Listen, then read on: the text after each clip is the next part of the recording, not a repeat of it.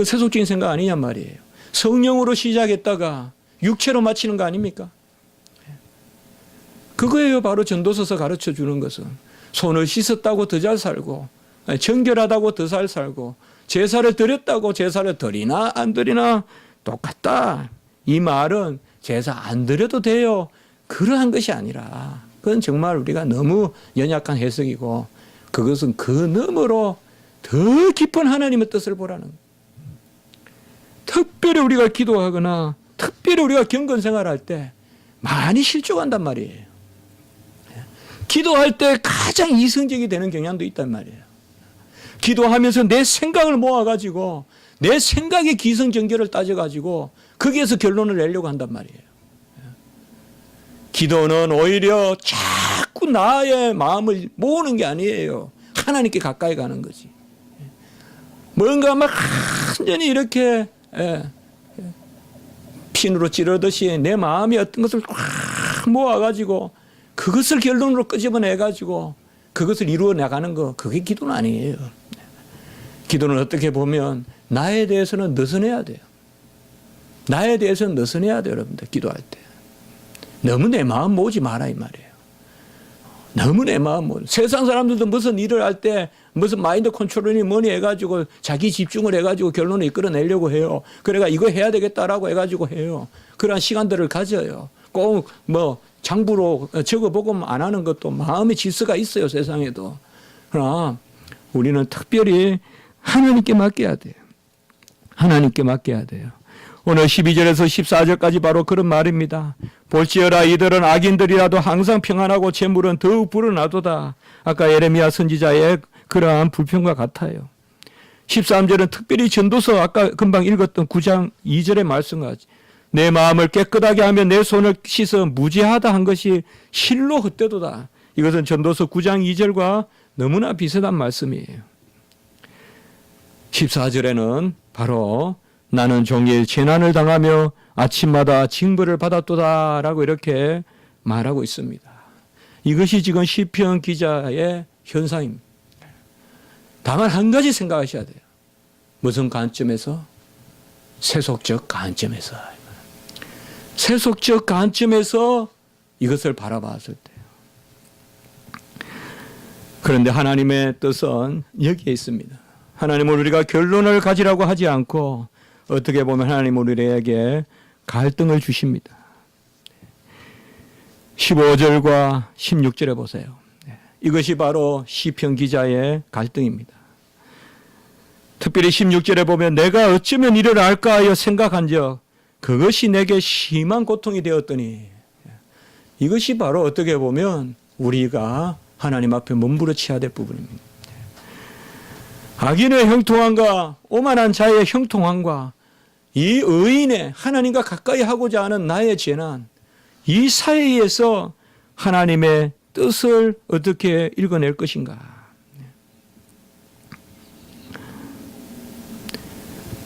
그것의 답이 바로 17절에 있습니다. 같이 한번 읽어봅시다. 시작. 하나님의 성소에 들어갈 때에야 그들의 종말을 내가 깨달았나이다. 우리가 하나님의 성소에 들어갈 때 이게 뭘 의미하는지 모르겠어요. 그러나 오늘 시편 기자는 이것에 대한 답을 얻었어요. 욥이 하나님께 질문을 던졌을 때 하나님이 나타나셔서 여호와가 나타나셔 욥에게는 뭐로? 창조 때의 말씀으로서 그를 깨닫게 하셨어요. 내가 바다를 지을 때 네가 어디 있었느냐? 바다에 물이 나오는 것을 네가 보았느냐? 네가 저 밑에 바다까지 들어가 보았느냐?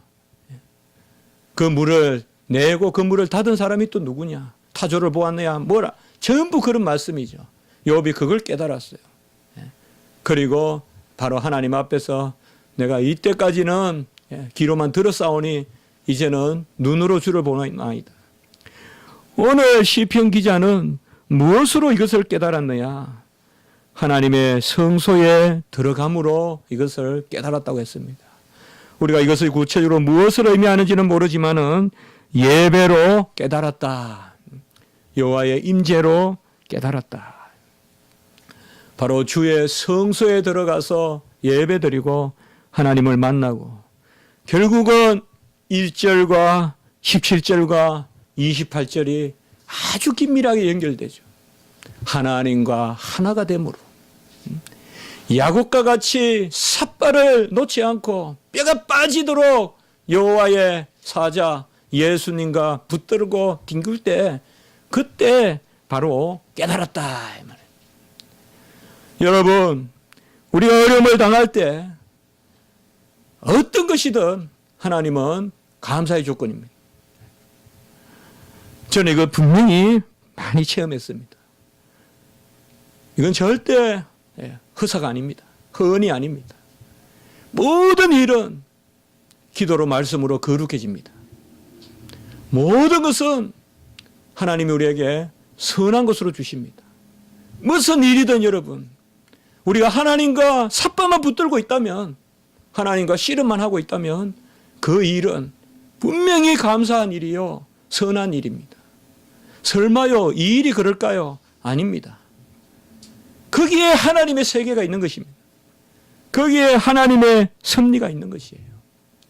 결국은 여호와를 가까이 함이 내게 복이라 라고 한 것, 이것이 오늘 17절에는 성소에 들어감으로 표현되어 있고, 이것이 오늘 1절에는 바로 이스라엘의 이름으로 등장하는 거예요. 마음이 정결한 이스라엘인으로 나타나는 것입니다. 우리가 무슨 일이 당할 때, 어려움을 당할 때 우리가 도무지 이것은 넌센스라고 말하고 도무지 이것은 신앙의 질서로도 맞지 않다고 이야기할 때 사실상 그때조차도 우리는 하나님 앞에 맡겨야 되고, 어떻게 보면 항상 그런 일은 우리에게 항상 있는 것입니다. 그저 세속적인 것으로도 납득할 만한 일로서 신앙의 진보가 있겠습니까 과연? 그것이 없다는 것을 누가 보여주셨습니까? 우리 주님께서 보여주셨어요. 우리 주님은 이 땅에 오셔서 죄인이시면서 죄인이 아니시고 죄인이 아니시면서 죄인으로 죽으셨죠. 그런 죄인 아니세요. 그러나 죄인이세요. 바로 주님이 우리에게 그것을 보여주는 거예요. 오늘 15절의 말씀이 상당히 중요합니다. 구속사적으로. 나는 주의 아들들의 세대에 대하여 악행을 행하였으리라. 만일 내가 그들처럼 살았다면, 그들처럼 말했다면 주의 아들들의 세대, 이게 뭘까요 지금? 이것이 바로 그리스도의 세대입니다. 이것이 바로 은혜의 세대예요. 이것이 바로 세속적인 질서가 아니라 아까 말했던 4절에서 11절까지는 전부 세속적인 질서예요. 공로의 질서예요. 거짓도 공로의 질서예요. 사기도 공로의 질서예요. 그러나 여기에 오늘 15절에 나는 주의 아들들의 세대. 우리는 어느 세대입니까? 우리는 바로 이 세대입니다. 우리는 바로 주의 아들들의 세대, 주의 딸들의 세대예요. 우리가 바로 이 세대에 속했기 때문에 이 세대는 바로 예수 그리스도의 세대죠. 예수 그리스도께서 바로 고난을 당하시고 죽음을 당하시고 어려움을 당하시는 가운데서 이기신 것입니다. 주의 성소에 들어갈 때, 주를 붙들 때 주님께서 보여주십니다.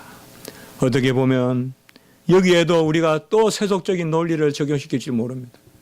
주님의 깊은 비밀은 우리가 얼마나 많이 캐야 알려주실까? 그러나 그렇지 않습니다.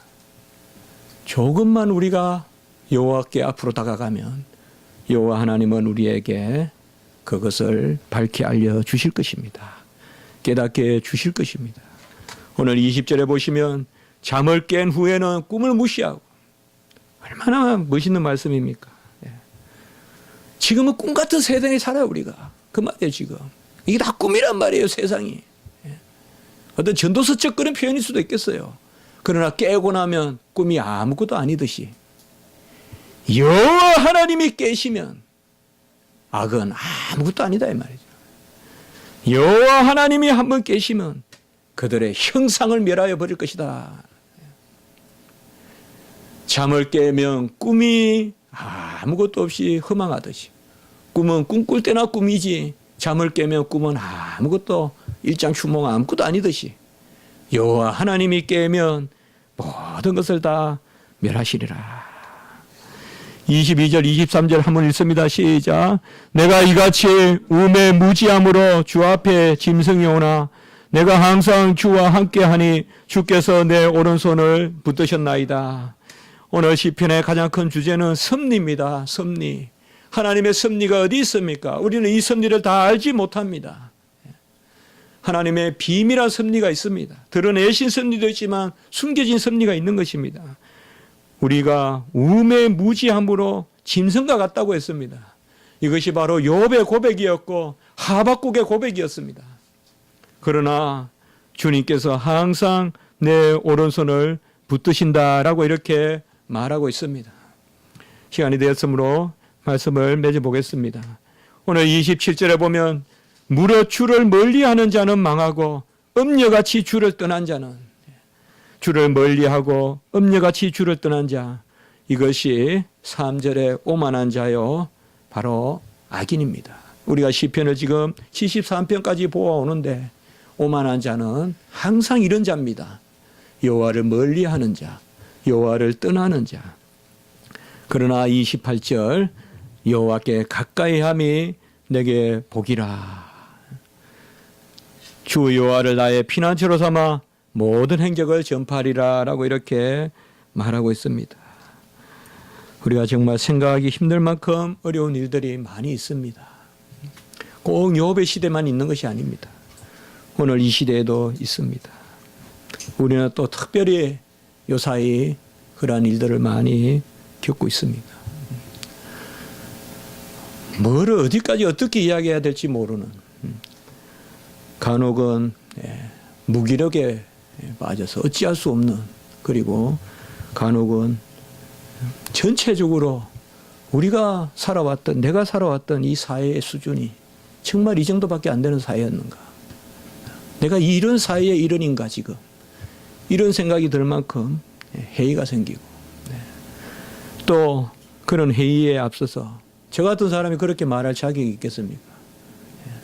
얼마든지 그렇게 하지 않아야 될 그러한, 어떻게 보면 이제는 조금 기성세대라고도 볼 수 있는 그런 사람인데, 너무 젊은이들에게 또 어린이들에게 참 고개를 들 수 없는, 정말 우리 기성세대들이 과연 철학을 가지고 사는지, 정말 이 나라는 도무지 정치 철학이 있는지, 윤리 철학이 있는지, 우리 기독교인들은 또 어떻게 살고 있는지, 여러 가지를 좀 생각해 보는, 뭐 어떤 이 일 하나라기보다 어쨌든 우리의 마음 속에는 이 일에 대한 깊은 숙고가 없으면 우리는 뭔가 말할 수는 없지만 하나님이 기뻐하지 아니하실 거라는 것은 분명한 거 아니겠어요?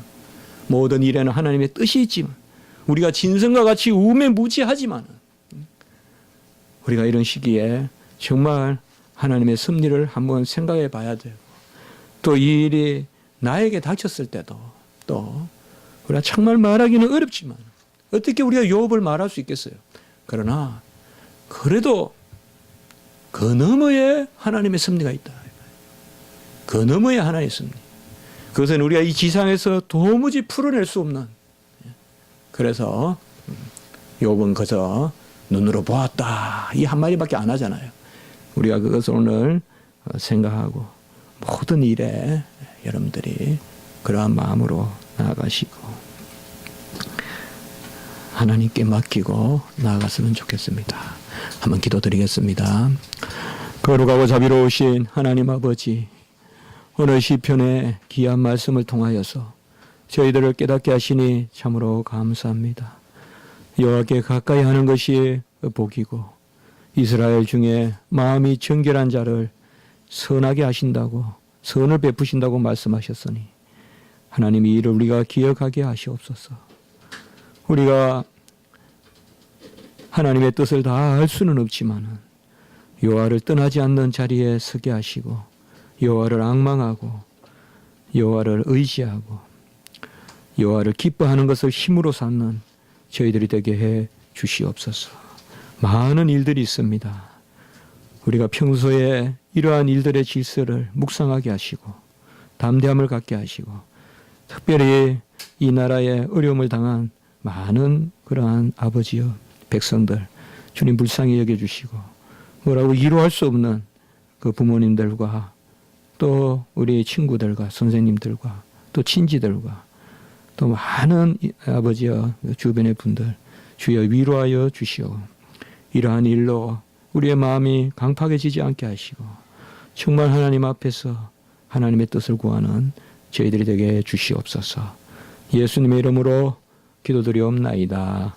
아멘.